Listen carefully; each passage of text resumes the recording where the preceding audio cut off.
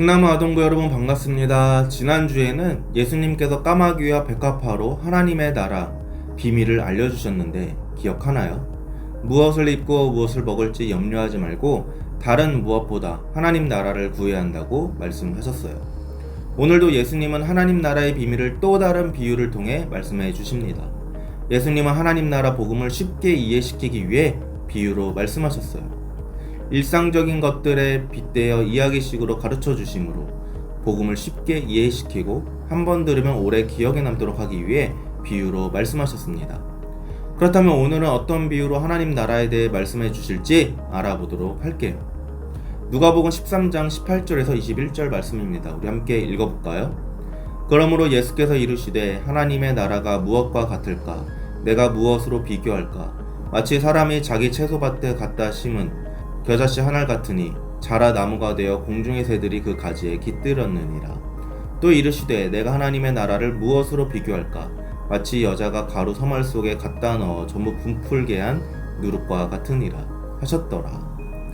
예수님께서 하나님 나라가 무엇과 같다고 하셨나요? 네, 맞아요. 예수님께서는 하나님 나라를 크기가 작고 아무런 영향을 주지 않을 것 같은 겨자씨와 또 누룩으로 비유하셨어요.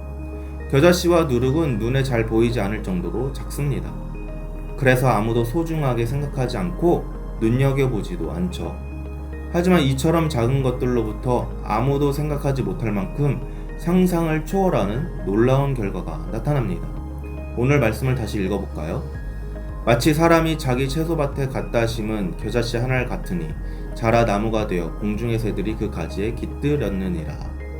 자라 나무가 되어 라는 말은 겨자씨의 왕성한 성장력을 이야기하는 거예요.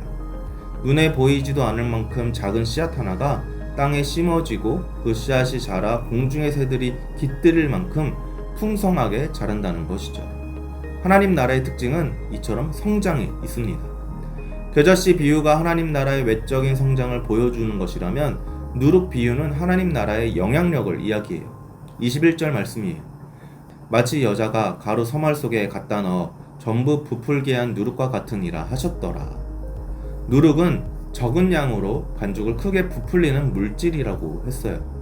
그런데 단순히 부풀리는 것이 아니라 반죽 속으로 들어가 발효시켜 부풀리는 거예요. 속에서부터 반죽 자체를 변화시키는 것이죠. 이렇게 하나님 나라는 외형적으로나 내적으로나 모두 성장하고 변화한다는 말씀입니다. 하나님 나라는 그 시작이 매우 작아서 사람들이 눈여겨보지도 않고 관심도 두지 않아요. 그러나 하나님 나라는 그 영향력이 지극히 크고 영광스러워서 세상 전체를 변화시키고 성장시킬 능력이 있어요. 마치 예수님께서 온 세상을 구원할 메시아로 오셨지만 작고 작은 아기로 지저분한 마구간에서 태어나시고 사람들의 외면을 받으며 십자가에서 고난받고 죄인의 모습으로 돌아가신 것처럼 말이죠. 그리고 예수님의 죽음으로 우리 모두가 구원을 받는 은혜를 누렸어요. 예수님은 초라한 모습으로 오셨지만 그 결과는 엄청났습니다. 예수님께서 다시 오실 때 완전한 하나님 나라가 이 땅 위에 임하며 모든 것이 새로워질 것을 말씀하셨어요. 이 시간 우리 함께 영상을 보고 이어서 나누도록 하겠습니다.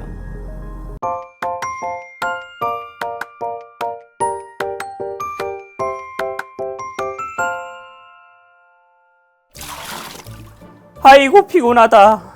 오늘도 이런저런 실험을 했더니 머리도 아프고 몸도 피곤하네.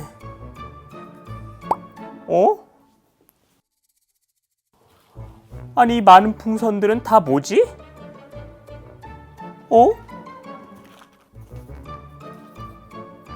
아, 승범이의 생일 파티를 준비 중이었구나. 아니 근데 이 많은 풍선을 언제 다 불려고? 안 되겠다. 승범이가 들어오기 전에 내가 불어놔야겠어. 오늘의 마지막 실험을 집에서 해야겠군. 자, 오늘의 실험 재료입니다.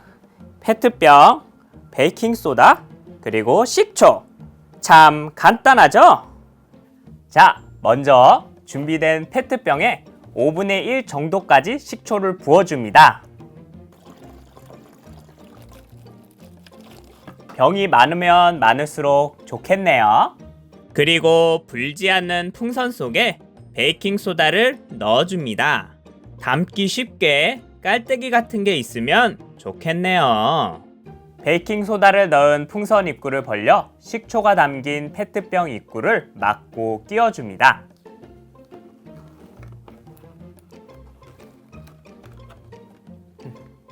자, 이제 모두 준비되었습니다. 이제 본격적인 실험을 시작해 볼까요? 페트병에 끼워둔 풍선을 세워주기만 합니다. 풍선을 세워주면 그 안에 담긴 베이킹소다가 식초로 떨어지겠죠? 자, 한번 해볼까요? 풍선이 점점 부풀어 오릅니다. 힘들이지 않고 풍선을 불 수 있습니다. 와, 정말 신기하죠?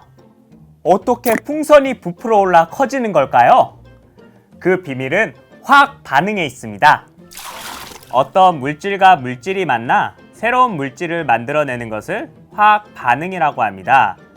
식초와 베이킹소다가 만나 화학 반응을 일으켜 이산화탄소가 만들어집니다. 이렇게 만들어진 이산화탄소 때문에 풍선이 부풀어 오르는 것이죠. 아주 간단한 원리죠? 여러분은 스스로 겨자씨나 누룩처럼 작고 힘이 없다고 생각해 본 적이 있나요? 한없이 작고 약한 우리를 통해 하나님은 상상을 초월할 만큼 놀라운 하나님의 일을 계획하시고 이루어 가세요. 그다지 대단해 보이지 않은 조금의 식초와 베이킹소다로 풍선을 크게 불어냈던 것처럼 말이에요.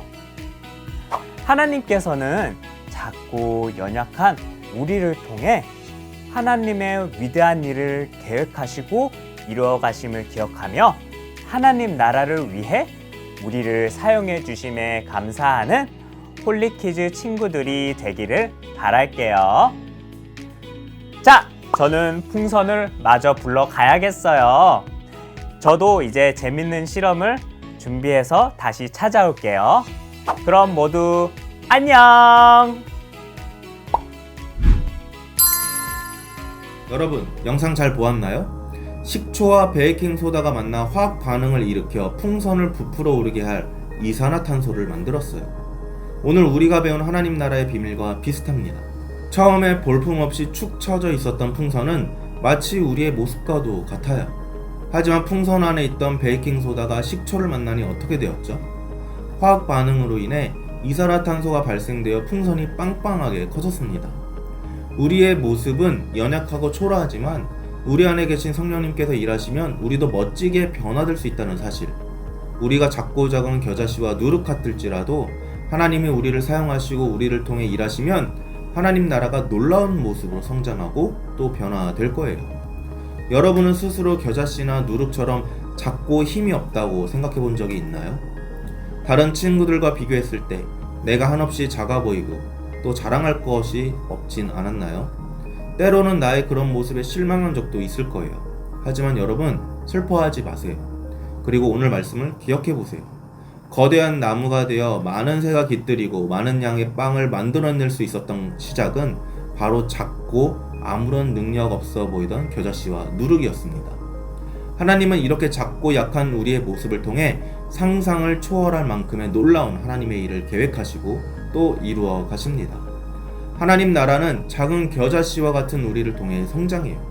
하나님 나라는 누룩과 같은 우리를 통해 온 세상을 변화시킵니다. 하나님께서 작고 연약한 우리를 통해 하나님의 위대한 일을 계획하시고 이루어 가심을 꼭 기억하세요. 하나님 나라를 소망하며 하나님 나라를 위해 우리를 사용해 주심을 감사하는 친구들이 되기를 예수님의 이름으로 축복합니다. 기도하겠습니다. 하나님 감사합니다. 연약하고 부족한 인생 가운데 찾아오셔서 아들을 주시고 또 성령님을 보내주심으로 날마다 동행해 주신 하나님 감사합니다. 하나님의 손에 붙들리면 귀한 인생을 살 수 있음을 배웠습니다. 우리를 향한 하나님의 계획은 크고 놀랍습니다. 하나님의 손에 붙잡혀 겨자씨와 같은 우리의 인생이 성장하게 해주세요. 하나님의 귀한 일에 사용되는 멋진 인생 되기를 원합니다. 성령님 저희 안에서 믿음을 붙잡아 주시고 저희의 인생을 하나님의 뜻대로 인도하여 주시옵소서. 예수님의 이름으로 기도합니다. 아멘.